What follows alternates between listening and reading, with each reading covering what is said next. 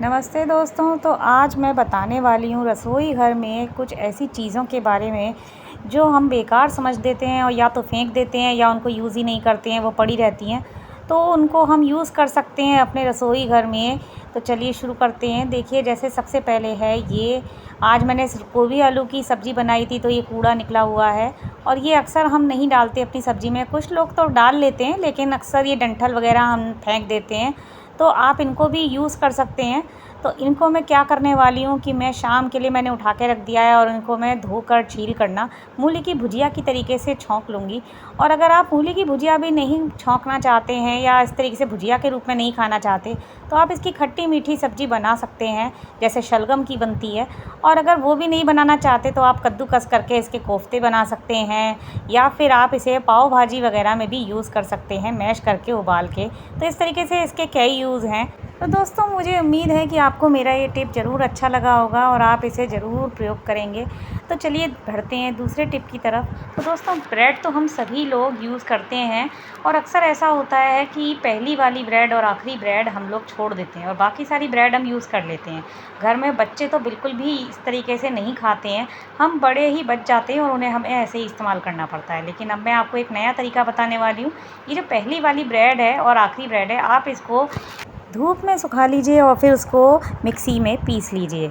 उसके बाद उसको आप सब्ज़ी में डालिए या फिर आप अपने किसी भी तरीके से कोई भी टिक्की वगैरह बनाती हैं उसमें कोट करके करिए, तो बहुत ही कुरकुरी टिक्की वगैरह बनेगी और नाश्ते में भी इसे प्रयोग कर सकती हैं। तो आप उसे इस तरीके से पीस कर रख सकती हैं इस मिक्सचर को।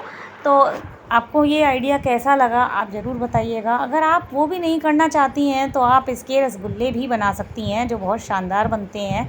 और इसके बाद हम बढ़ते हैं तीसरे टिप की तरफ। तो दोस्तों, ये जो बेकार की पन्नियाँ अक्सर हमारे घर में सब्ज़ी के साथ या कोई भी सामान हम बाज़ार से ख़रीदते हैं तो आ जाती हैं, तो वो हम बेकार समझकर फेंक देते हैं। तो देखिए, अब ये मेरे पास 2-3 पन्नियाँ आई हैं। तो देखिए, मैं इनका यूज़ एक आपको बहुत ही अच्छा बता रही हूँ।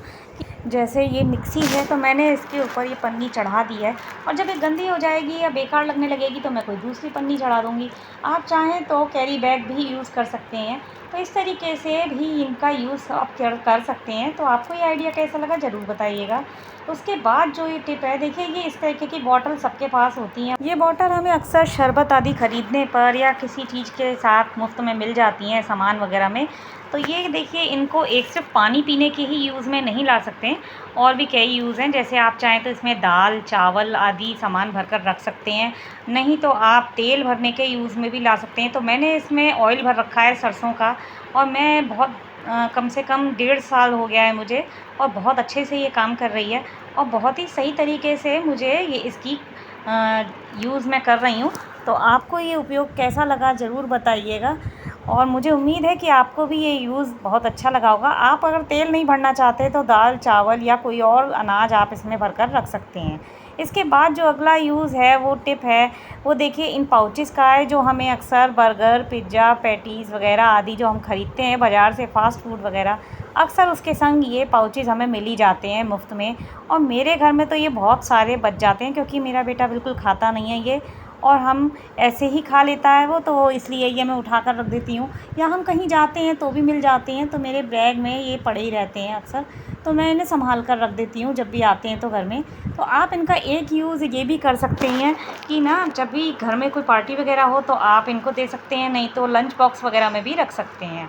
अगला यूज़ देखिए, ये मेरे पास कुछ काजू थे जो अब बारिश होने की वजह से सील गए हैं, तो मैं इनका अब एक यूज़ ये भी करने वाली हूँ कि या तो इनको थोड़े से 1-2 चम्मच घी में आप फ्राई कर लीजिए और नमक डालकर खाइए, बहुत ही अच्छी नमकीन तैयार हो जाएगी।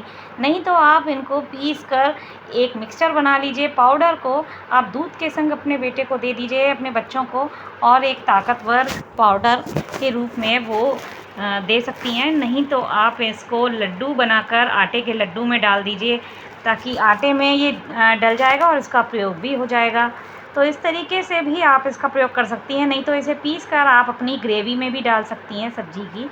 अगला यूज़ है, देखिए, ये देखिए मेरे पास रायता रखा हुआ है, जो कल मैंने बनाया था, बूंदी का रायता है। तो ये देखिए, तो ये रखा हुआ है, आधी कटोरी बचा हुआ है और अब खट्टा भी हो गया है।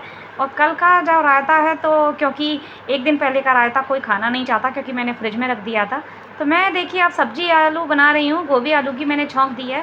तो मैं क्या करूँगी कि अभी थोड़ी-सी गल जाएगी ना, हल्की-सी, तो मैं इसके बाद ये रायता इसमें डाल दूँगी। इससे क्या होगा कि इसमें एक टैंगी सा टेस्ट आ जाएगा और ये जो रायता है, ये भी बहुत अच्छे से यूज़ हो जाएगा। तो आप भी इस तरीके से कभी रायता बच जाए तो यूज़ कर सकती हैं। अगला जो टिप है दोस्तों वो भी बहुत शानदार है। आपके घर में अक्सर जो कप हैं टूटे वो बच जाते होंगे या कोई ऐसे कप होंगे जो आप यूज़ नहीं करती होंगी, तो आप इस तरीके से गैस के नीचे लगा सकती हैं। मैंने ये गैस के नीचे लगा लिए हैं। इससे क्या फ़ायदा हुआ है मुझे कि देखिए, एक तो इसके नीचे मैं तवा और ये चकला बेलन आदि रख लेती हूँ जो पता भी नहीं लगते, दिखते भी नहीं हैं, और दूसरा ये कि सफाई करने में भी मुझे बहुत आसानी होती है। तो दोस्तों आज के टिप आपको अच्छे लगे होंगे मुझे उम्मीद है, और पसंद आए हैं तो लाइक और सब्सक्राइब ज़रूर कीजिएगा। बाय।